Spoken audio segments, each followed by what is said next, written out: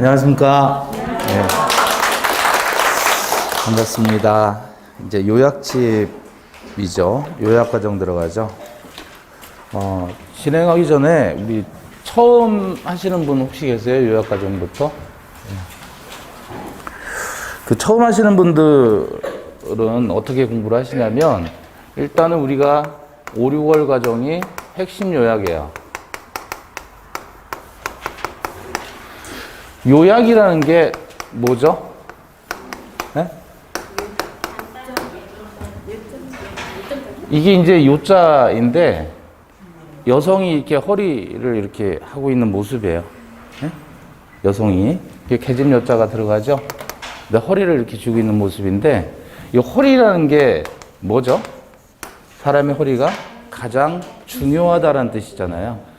그래서 이제 요 요자는 중요하다는 뜻으로 쓰이고 허리 요자는 여기다 이제 육달어를 붙여가지고 요 사람이라면 이게 허리 요자야. 원래는 이제 이게 요자 허리였는데 지금은 이게 허리라는 뜻이고 요걸 없애면 중요하다는 뜻으로 쓰여요. 그러니까 요약이라는 건 중요한 것을 적어 놓은 거를 요약이라고 하는 거예요.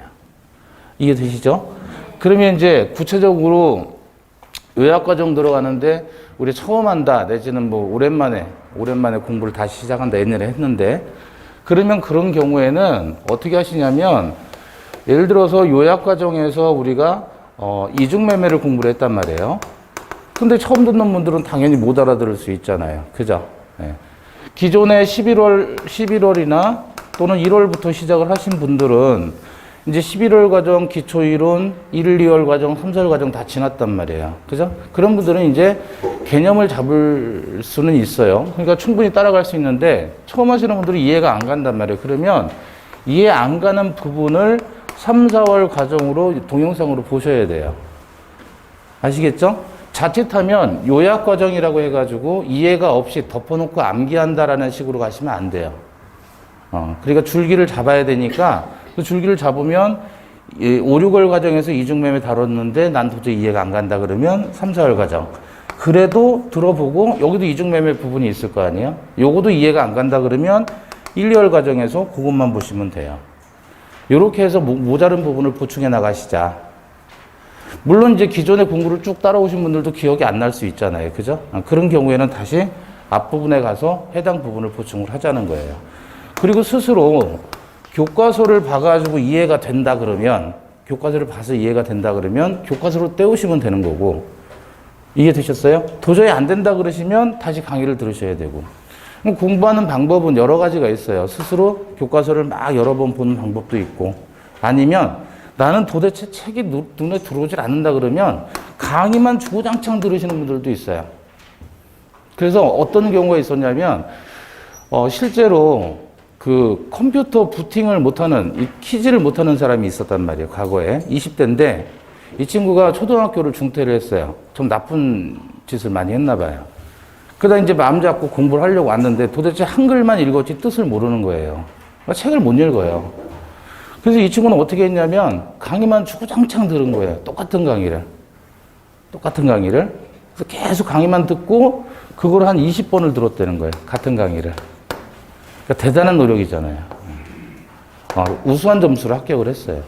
그러니까 공부하는 방식이 딱 이게 정해져 있는 게 아니에요. 본인에게 맞는 방식으로 가시되 다만 주의하실 건 핵심 요약 과정 들어왔으면 이걸로 가시는 거예요. 이게 이제 주무기가 되는 거예요. 이게 주무기가 되고 나머지 부분은 부차적으로 필요한 부분만 보충을 하시면 된다. 강의로 보충하든 책으로 보충하든. 그리고 반드시 확인을 하셔야 되는데 공부한 내용을 확인을 어떻게 하느냐? 어떻게 하게 해야 되겠어요? 문제를 풀어야 되는 거예요. 그 문제가 어떤 거예요? 우리 빈줄 있잖아요. 빈줄을 항상 놓고 같이 보시는 거예요. 단원별로. 이해되셨어요? 그래서 여러분이 읽는 이 요약 과정에서 기본 소연을 잔뜩 적어놨잖아요. 그러니까 그거는 이제 확 줄인 게 요약이란 말이죠. 줄였다고 해서 좋은 게 아니에요, 결코. 여기는 생략된 게 엄청나게 많기 때문에 그 맥을 잡아야 된다고요. 그래서 일단 강의를 들으시자. 듣는데 이해 안 간다 그러면 앞부분으로 가자. 그죠? 이렇게 따로 보충을 해주셔야 돼요. 알겠습니까? 예, 되셨습니다. 그 다음에 객관식에서 하나를 또 기억하셔야 될 게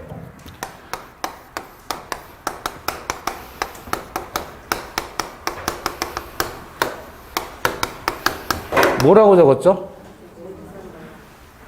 5개의 지문이에요. 오지. 그 중에서 선택합니다. 뭐를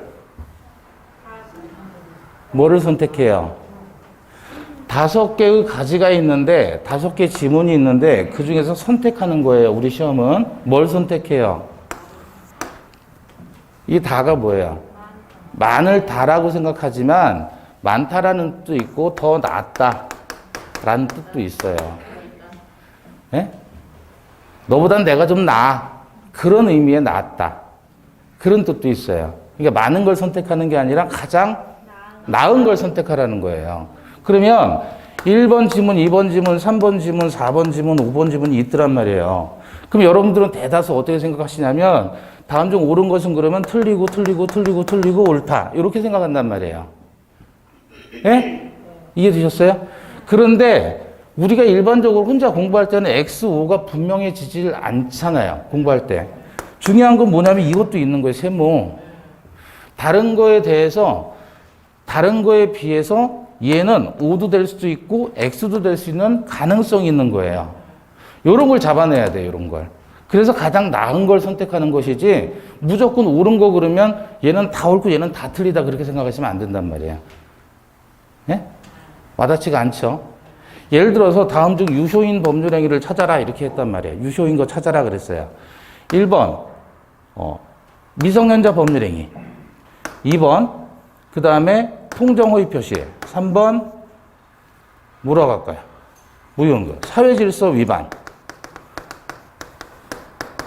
셋 중에서 지금 2개 더 만들려면 시간 걸리니까 일단 셋 중에서 유효인 거 찾아라 그러면 몇 번이에요? 유효인 거 찾아라 그러면 네? 미성년자 법률행위?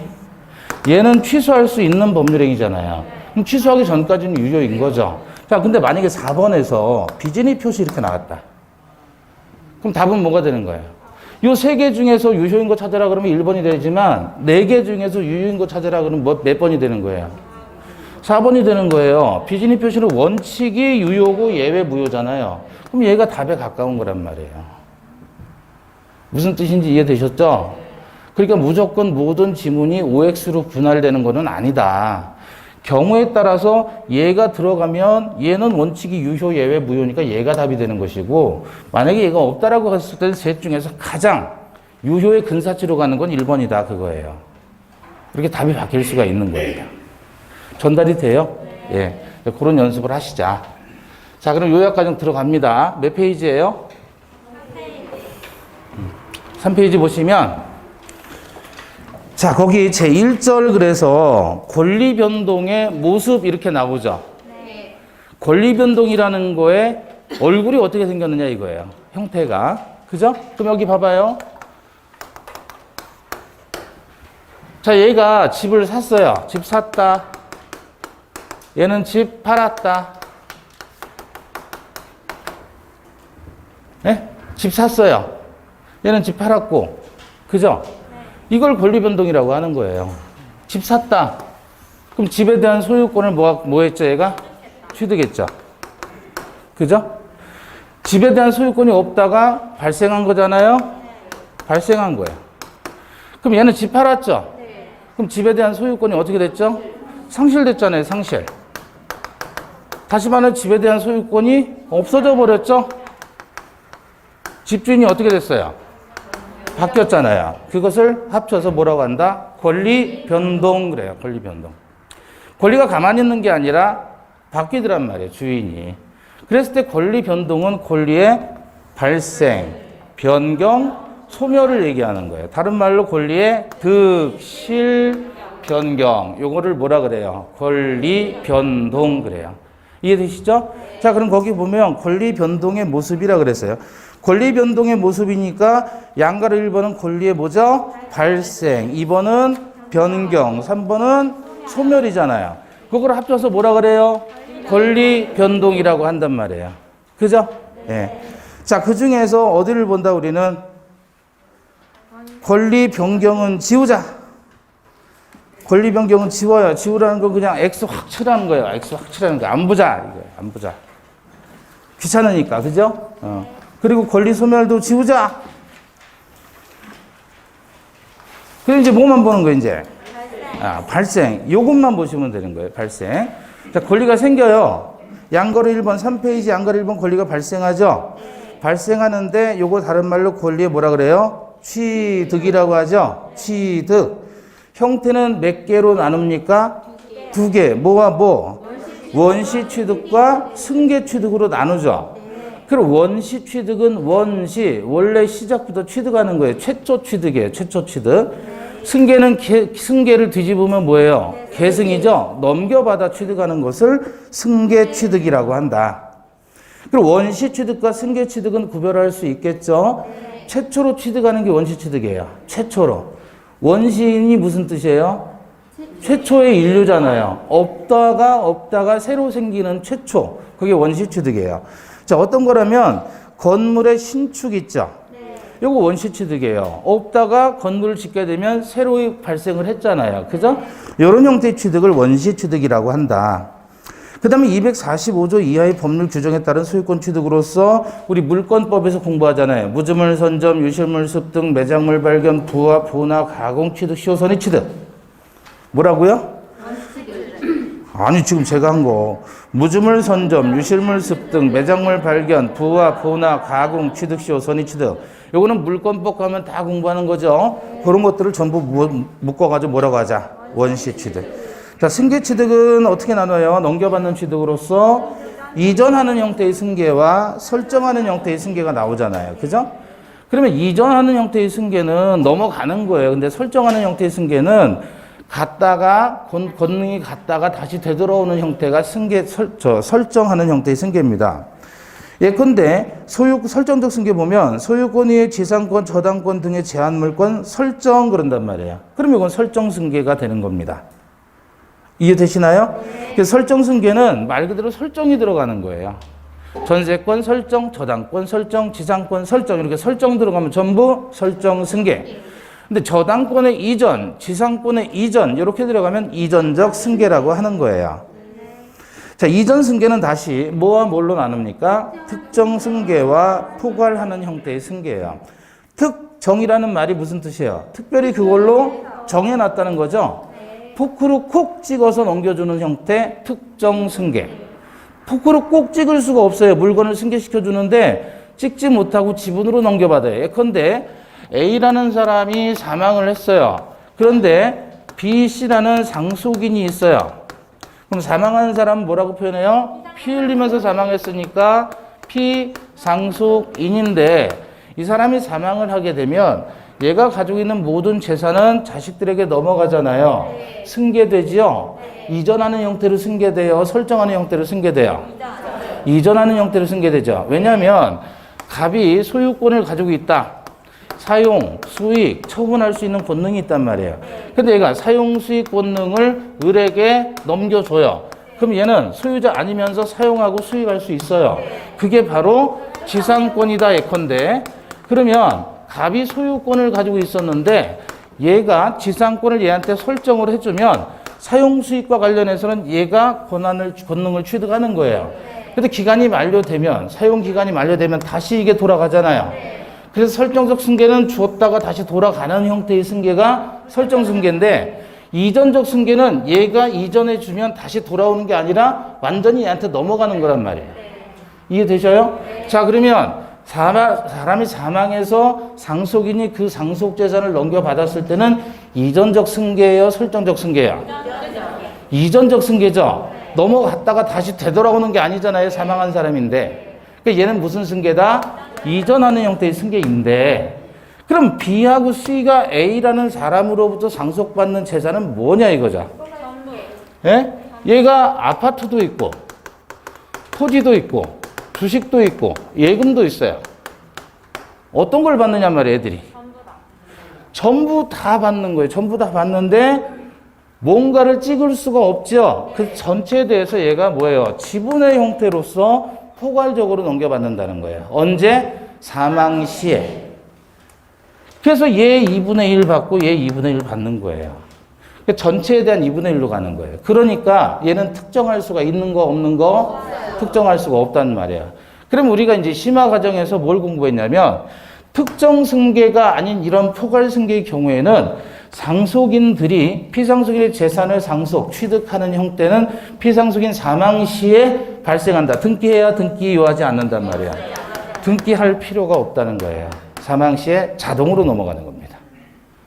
이해되시죠? 자, 그래서 이전적 승계에는 다시 특정 포크로 콕 찍는 거예요.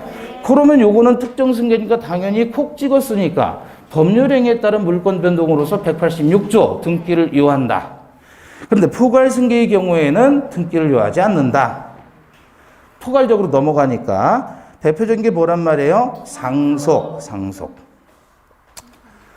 특정 승계는 물건 매매에 따른 소유권 취득 이런 거 특정 승계라 그러죠. 그래서 매매 보면 매매는 특정 승계와 포괄 승계 중에서 어떤 거예요? 특정 승계. 매매는 다시 이전 승계, 설정 승계 중에서 어떤 취득? 이전적 승계. 매매는 다시 승계 취득이에요? 원시 취득이에요? 승계 취득이다. 이렇게 연결을 시켜야 되겠죠. 다시 상속은 특정, 포괄? 포괄. 상속은 포괄이고 이전 승계, 설정 승계? 이전. 상속은 승계 취득, 원시 취득? 승계 취득이다. 자, 그러면 승계 취득과 원시 취득은 개념은 이해했어요. 근데 얘네들을 구별하는 이유가 있다 그랬죠. 왜 구별해야 될까? 원시 취득과 승계 취득은. 자, 여기 봐봐요.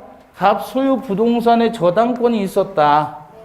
그런데 얘가 매매를 통해서 을에게 소유권을 넘겨줬다면 이 저당권은 따라와요? 따라오지 않아요? 따라온단 말이에요. 매매는 뭐니까? 매매는 무슨 취득이에요? 승계 취득, 원시 취득? 승계 취득이죠? 이전 승계, 설정 승계? 이전 승계, 특정 승계, 포괄 승계? 특정 승계. 그죠? 그러니까 매매는 특정 승계에 해당하고 이전적 승계에 해당하고 그 다음에 승계 취득에 해당한다. 그러니까 이러한 하자나 저당권과 같은 하자나 흠이 있다면 그게 당연히 매수인에게 승계되는 거예요.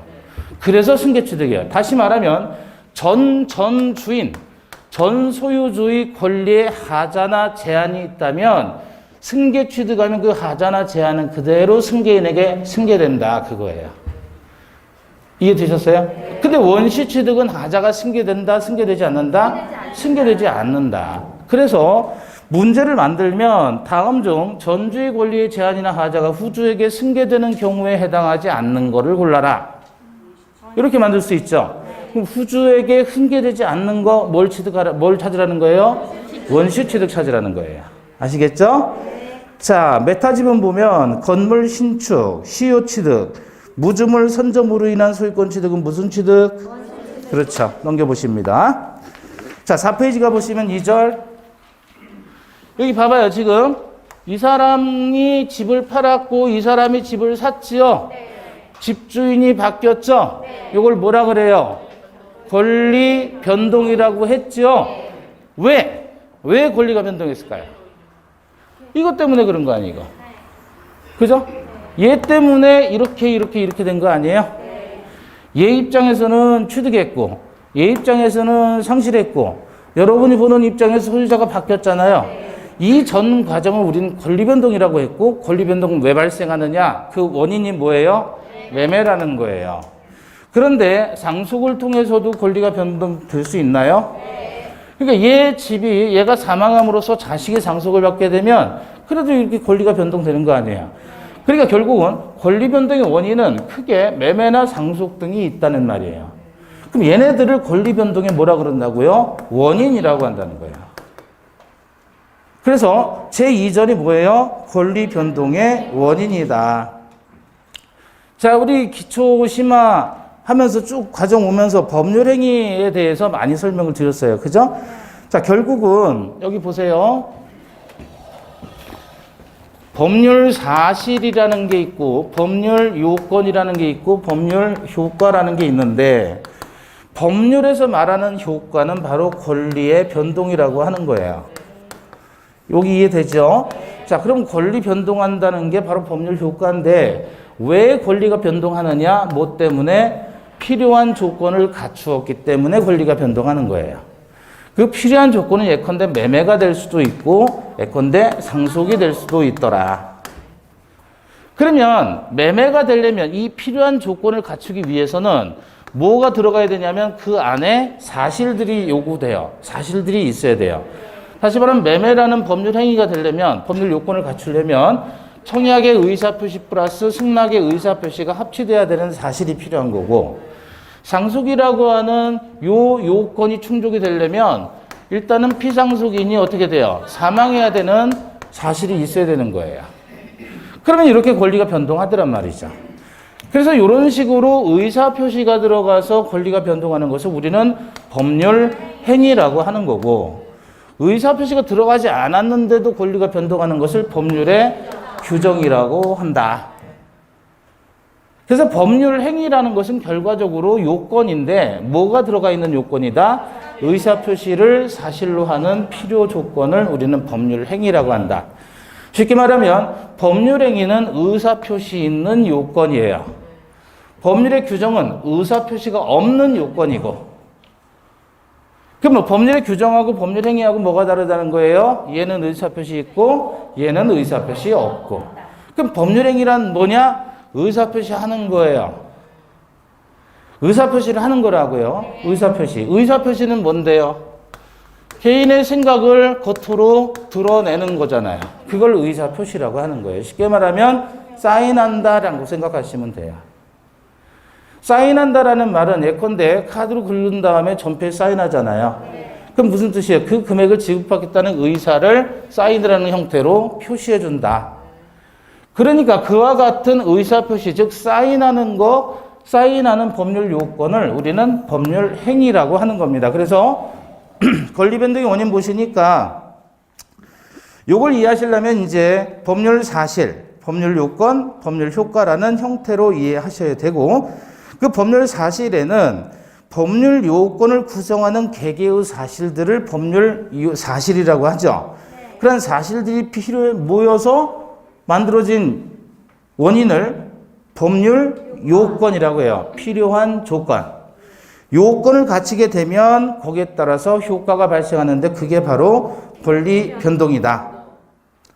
그래서 보시면 법률 요건에는 두 가지가 있죠. 법률 행위와 법률의 규정이 있잖아요.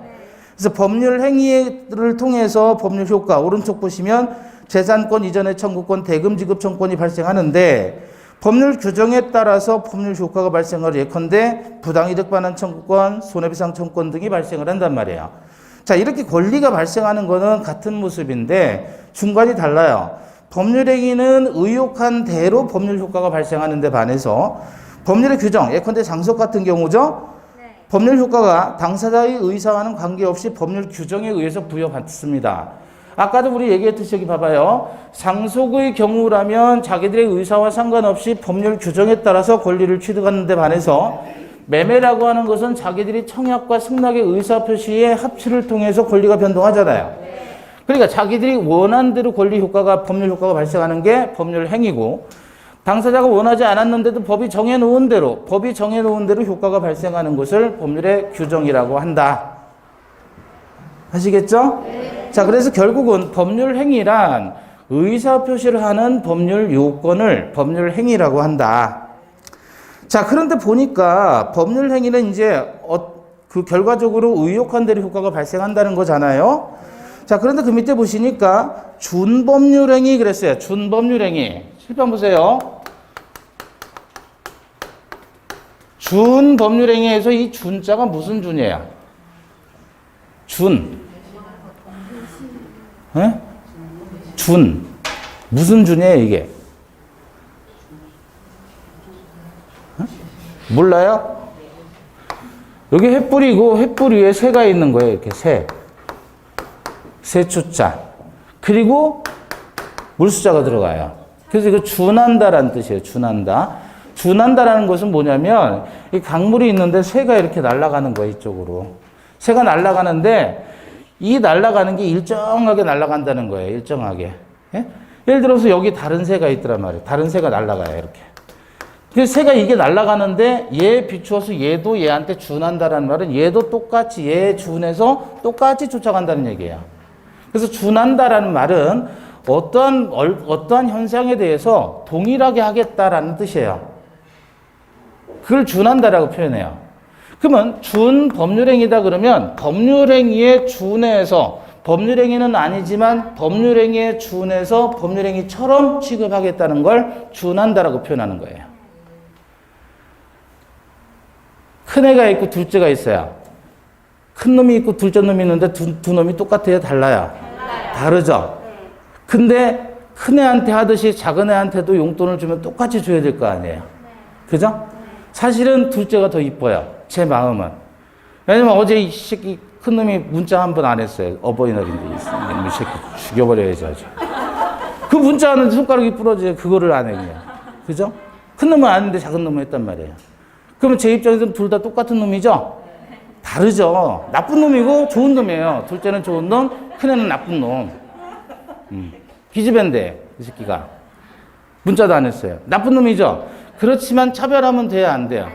그러니까 아들한테만 용돈 주지만 큰애도 줘야 될 거 아니에요. 주기는 싫은데 아들은 예뻐서 주고 싶은데 그러면 아들한테 10만 원 용돈을 줬다 그러면 큰애도 아들에 준해서 10만 원을 준다 그렇게 표현하는 거예요. 준한다는 말 아시겠죠?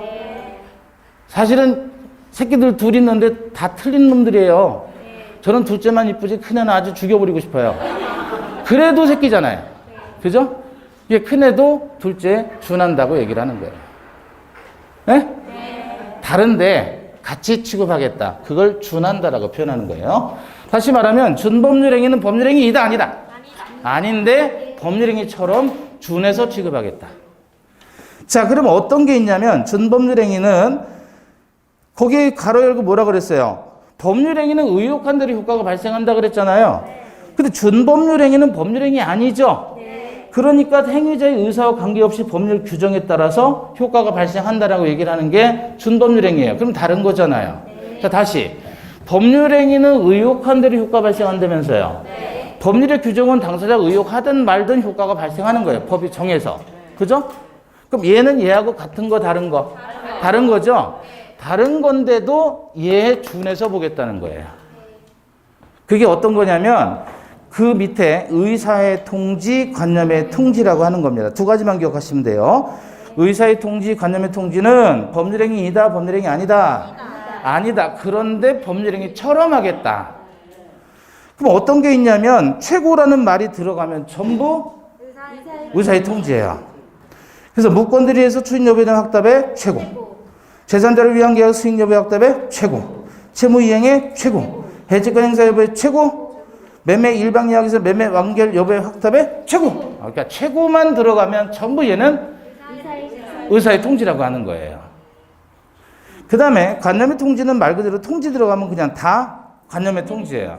자, 그러면 최고나 통지 들어가면 이거는 다 뭐라 그런다? 준법률행위라고 한다.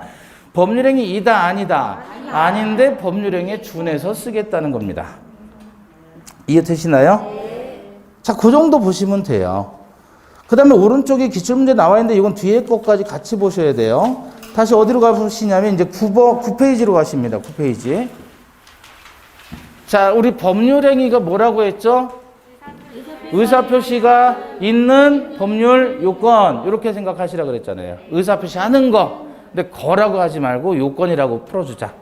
그럼 법률행위는 이제 의사표시가 반드시 존재하는데 의사표시가 없으면 법률행위가 아닌 겁니다. 왜냐하면 여기 봐봐요. 법률행위라는 것 자체가 의사표시 하는 거라 그랬잖아요. 그러니까 얘가 반드시 있어야 되는 거예요. 의사표시. 근데 의사표시가 뭐라고요? 의사를 외부로 표시하는 거라 그랬잖아요. 그럼 대표적으로 눈으로 우리가 확인할 수 있는 의사표시가 뭐라고요? 사인하거나 도장 찍는 거란 말이에요. 그래서 사인하는 행위, 도장 찍는 행위를 우리는 법률행위라고 하자. 그런데 그 법률행위가 종류를 보시니까 단독행위와 계약으로 나뉘죠. 법률행위는 크게 단독행위와 계약으로 나뉩니다. 단독행위는 다시 어떻게 나눕니까? 상대방이 없는 단독행위와 상대방이 있는 단독행위. 단독행위는 단독으로 하는 법률행위예요. 그러니까 의사표시가 몇 개? 한 개. 반면에 계약은 의사표시가 몇 개? 두 개 있을 때 계약이에요.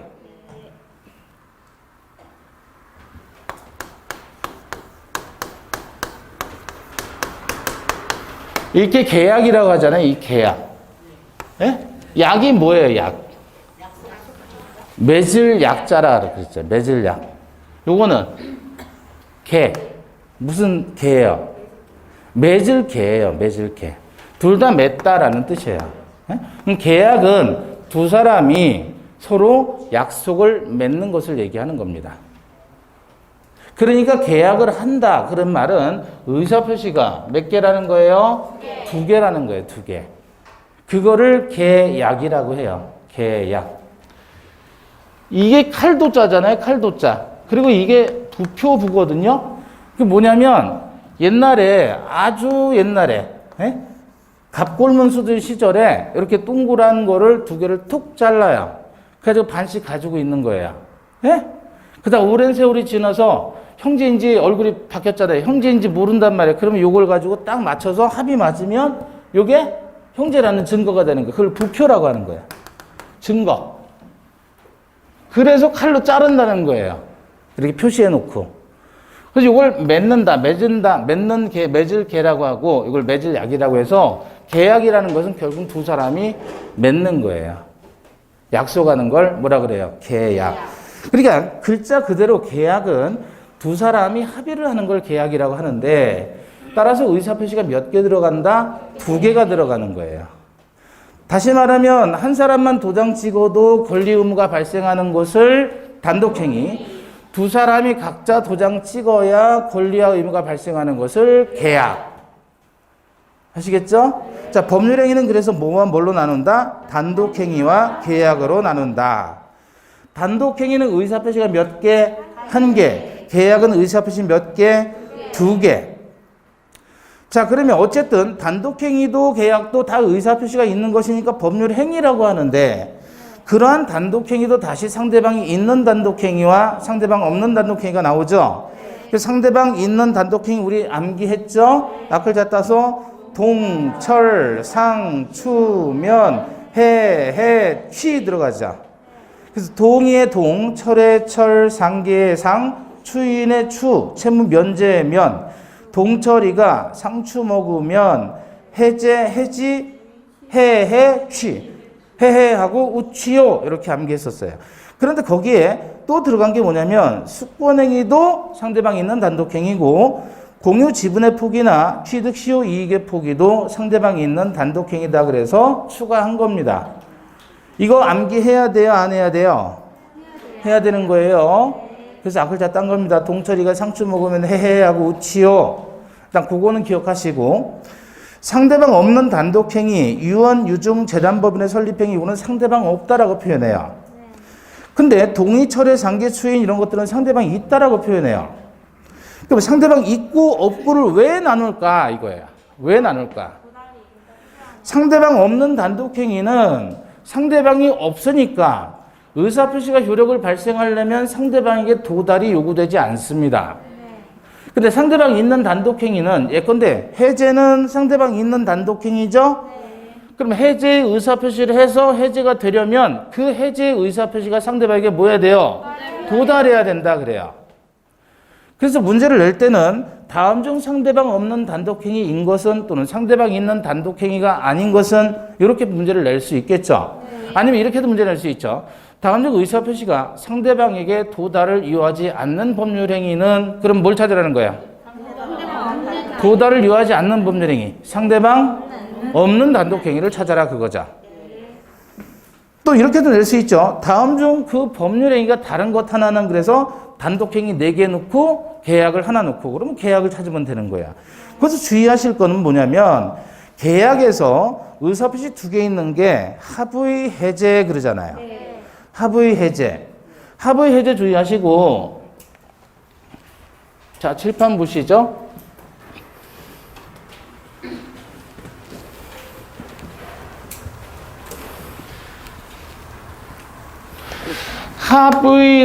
합의로 계약을 깨겠다는 게 합의 해제인데 요거는 다른 말로는 해제를 내용으로 하는 계약이다 이렇게 표현해요. 그런데 거기 위에 보시니까 상대방 있는 단독행위 해제 나왔죠. 계약의 해제 요거는 상대방이 있는 단독행위인데 반해서 얘는 계약이란 말이에요. 그러니까 뭐가 헷갈리냐면 지금 해제라는 단어만 나왔다 그러면 그 앞에는 계약이 생략되어 있는 거예요. 계약을 해제하는 겁니다. 요건 단독행위, 일방적으로 하는 건데 반해서 해제를 내용으로 하는 계약은 의사표시가 2개 있는 거예요. 이건 계약인 거예요. 네? 그래서 우리 합의 해제를 이렇게 생각하시면 쉽다 그랬죠?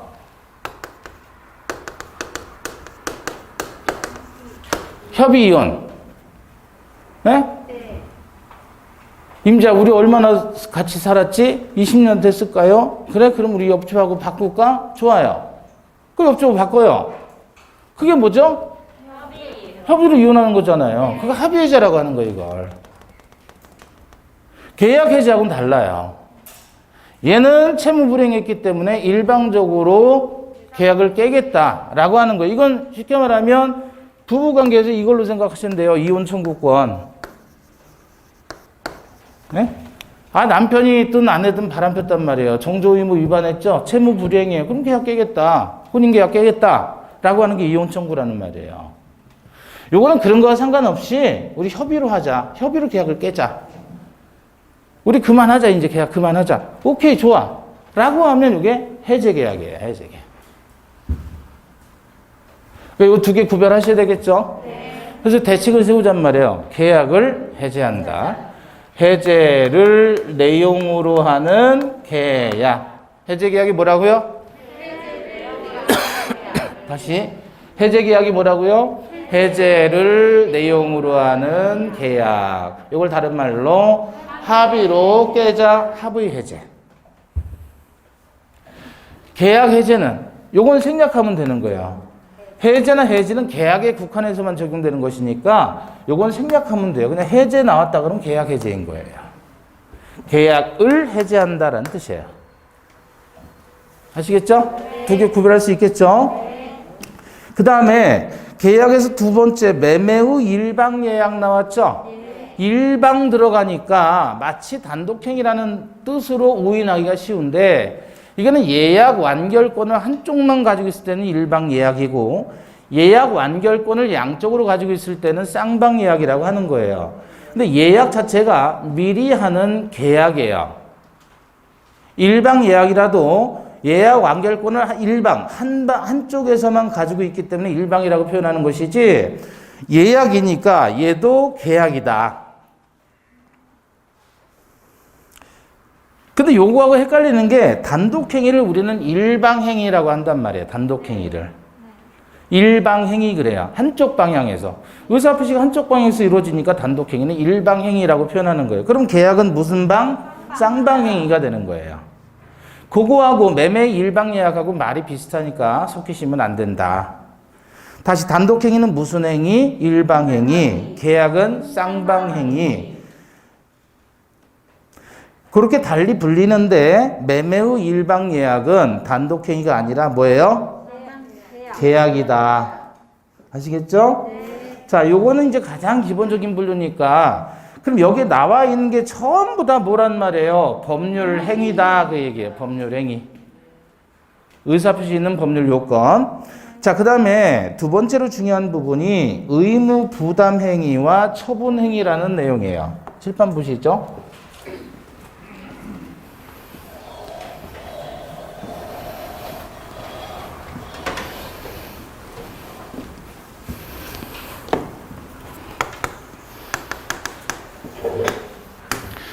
3월 1일자로 매매 계약을 합니다. 매도인이고 매수인이에요. 그리고 4월 1일 날 얘가 매수인이 잔금을 지급하고 얘가 소유권 이전 등기 서류를 교부해요. 잔금 지급하고. 그래서 얘가 등기하면 이제 소유자가 되는 거죠. 이해되셨어요? 네. 그러면 이렇게 소유권 이전 등기 서류를 교부하기 전까지 매매 계약만 체결했어요. 계약금 걸고. 이 상태에서 얘는 소유자이다 아니다? 아니에요. 그러면 얘는 얘한테 기간 만료됐을 때, 이 기간이 만료됐을 때 소유권 이전을 청구할 수 있는 권리, 소유권의 이전 청구 권을 가지게 되는 거고, 얘는 매매 계약했으니까 집값을 받아야 될 거 아니에요? 대금 지급의 청구권을 가지게 되는 거죠. 그래서 4월 1일 날 잔금 다 주고 소유권 이전 서류 받았을 때 비로소 얘는 소유자가 되는 거죠. 비로소 이때 소유자가 되는 거예요. 그랬을 때 요 매매는 얘를 뭐라고 불러요? 매도인, 얘를 매수인이라고 하잖아요. 그럼 요 매매가 되어 있던 상태라면 매수인은 아직 소유권 취득했다는 거예요? 못했다는 거예요? 아직은 못했다는 거죠. 그죠? 얘는 얘한테 돈 달라고 할 수 있는, 대금을, 소유권 이전을 청구할 수 있는 권리만 가지게 되고, 얘는 얘한테 돈 달라고 할 수 있는 권리만 가지게 되는데, 이 권리는 무슨 권리예요? 이건 채권이란 말이에요. 채권이라는 것은 말 그대로 한쪽의 권리, 특정인이 특정인에게 일정한 행위를 요구하는 권리를 채권이라고 하는데, 그 채권이라면 뒤집어서 얘가 대금 지급 청구를 얘한테 할 수 있다는 말은 얘는 대금 지급 채무를 부담한다는 거죠. 얘가 얘한테 소유권 이전을 청구할 수 있다는 말은 갑은 을에 대해서 소유권 이전의 채무를 부담하는 거예요. 한쪽의 채무는 다른 쪽의 권리, 한쪽의 채무는 다른 쪽의 권리가 된단 말이에요. 이해되셨어요? 아직은 이제 소유권 취득 못한 거예요. 그러면 뒤에 가서 얘는 아직은 소유권 취득을 못했기 때문에 여기서는 아직 소유권 이전에 해야 될 이행의 문제가 남아 있는 거죠. 소유권 이전을 해줘야 되니까. 그런데 여기서는 소유권을 다 이전을 했기 때문에 더 이상 이행의 문제가 있어요? 이행의 문제가 없어요? 없잖아요. 그래서 요 매매와 달리 요 상태가 일어났다 그러면 요거를 우리는 양도라고 하는 거예요. 양도. 그러면 이 매도인이 등기까지 넘겨줬다 그랬을 때 얘를 뭐라고 해요? 양도인이라고 하고, 얘를 등기받은 사람을 양수인이라고 하는데, 이 사람이 되어야 소유권을 취득하는 거잖아요. 그죠? 그러면 매매 계약만 했다 그러면 얘는 소유권 취득했다는 거야, 안 했다는 거야? 안 했다는 거예요. 매수인은. 근데 양수인은 소유권을 취득한 사람을 얘기하는 거예요. 이걸 구별한단 말이죠. 그러면 요 매매라는 것은 결국은 얘한테 서로 간에 채권을 취득시키는 행위잖아요. 그게 무슨 행위다? 채권 행위다. 그렇게 얘기를 하는 거예요. 한쪽의 채권은 다른 쪽의 상대방이 채무라 그랬죠.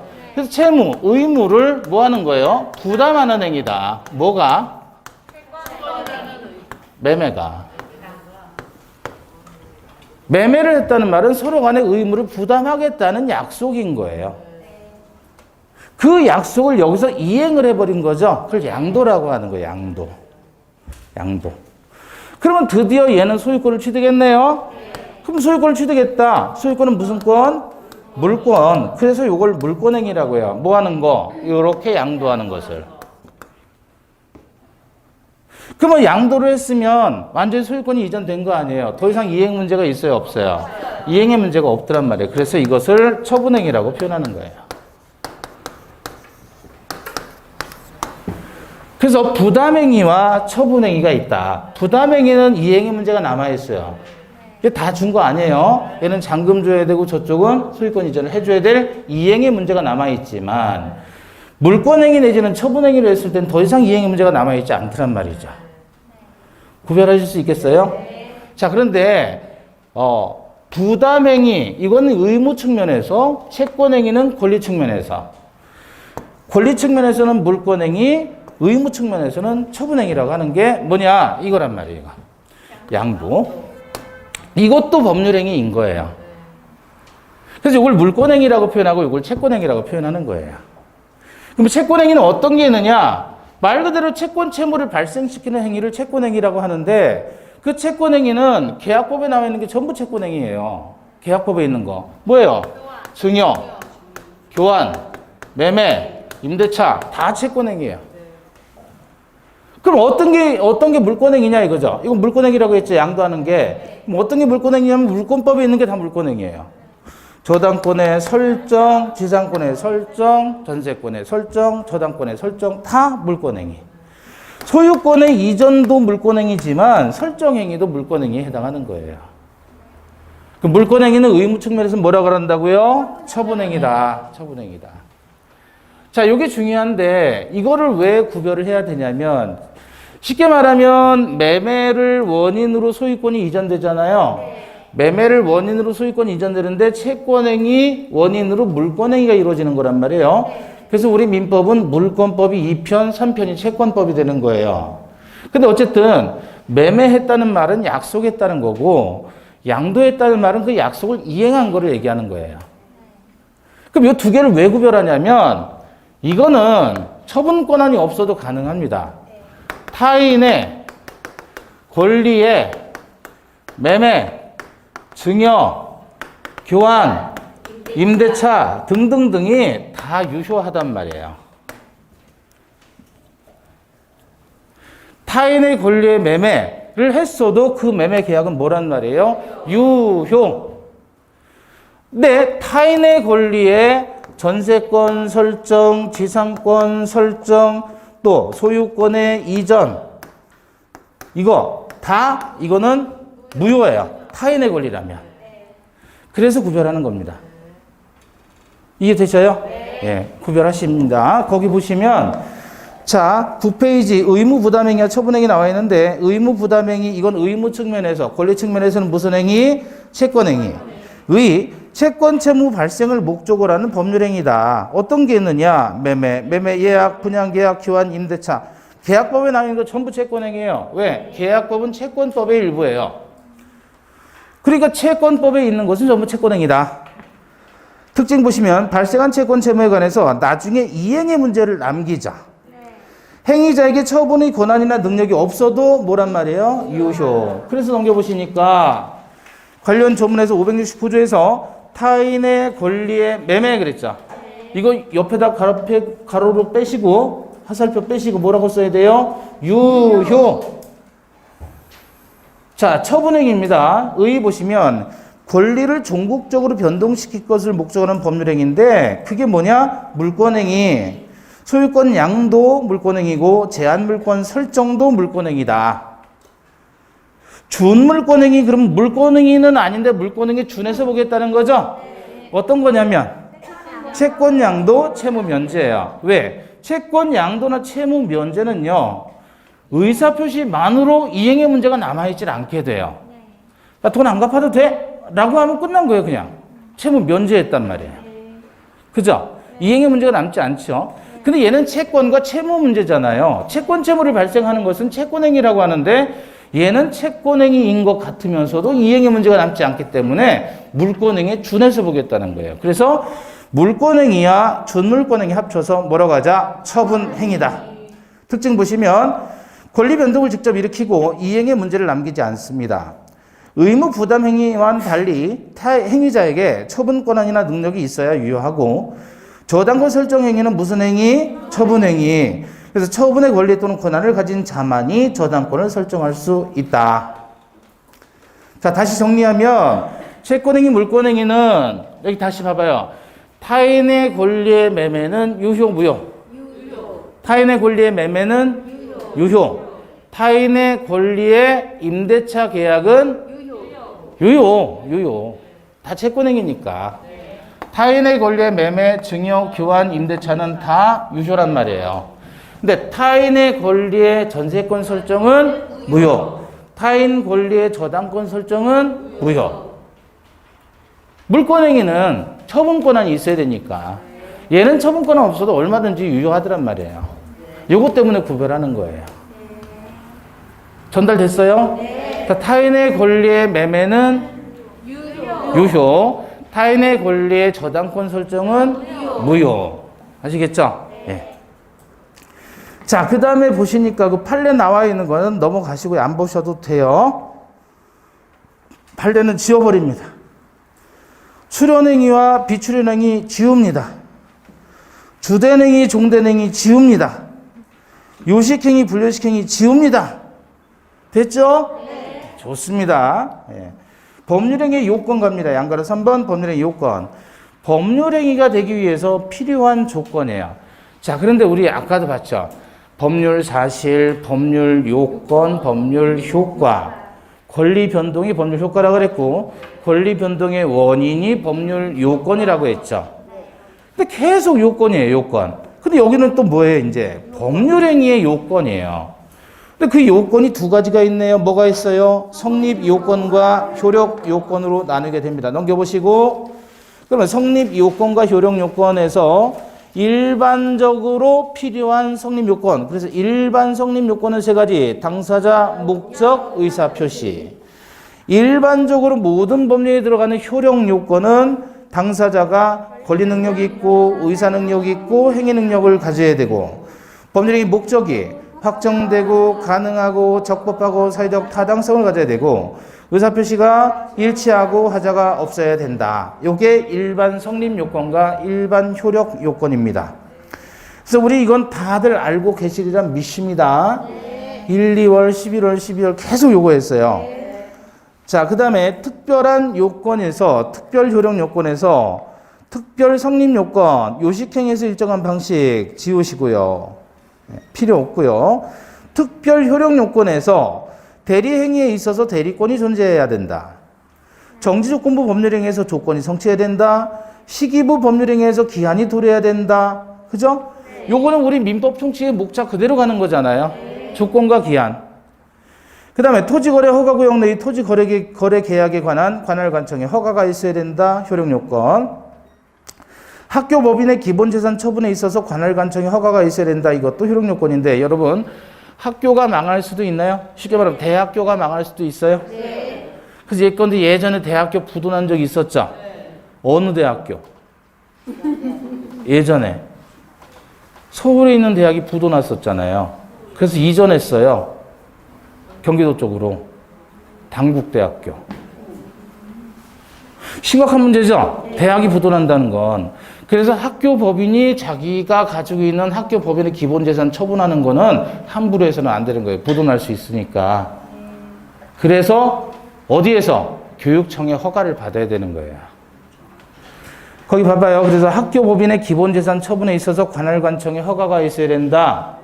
허가 없으면 지들끼리 재단에서 돈 만들기 위해서 임의로 학교 재산 처분하는 건 무효인 거예요. 네? 관할관청 허가를 받아야 되는 거예요. 아시겠죠? 그럼 만약에 허가 안 받으면 자기들이 아무리 학교 재산 빼돌리고 싶어도 못 빼돌리는 거예요. 공익적 목적으로 설립이 됐기 때문에. 그런데 거기 밑에 보시면 농취증이라고 하죠. 농지 취득 자격 증명은 농지 매매의 효력 발생 요건이 아니라는 게 판례입니다. 이건 여러 번 나왔어요. 여러 번. 그 다음에 그 밑에 구별 시행 나와 있죠. 안 봅니다. X. 근데 만약에 나오면 어쩌죠? 그럼 틀리시면 돼요. 부담 없이 틀리시면 돼요. 그런 것까지 다 보고 머리 아프게, 그죠? 네. 지금 그러면 여러분 이거저거 띄워보니까 우리 지금 뭐 공부했어요? 뭐 공부한 거예요? 권리 변동 중에서 권리의 발생 공부했잖아요. 원시 승계, 승계는 이전 설정, 이전은 특정 포괄. 이렇게 해서 쫙 구분하시면 되잖아요. 두 번째 권리 변동의 원인 중에서 법률 행위와 법률의 규정이 있었는데, 그 중에 법률의 규정인데 법률행위에 준해서 보는 거 준법률행위라고 했죠. 어떤 거?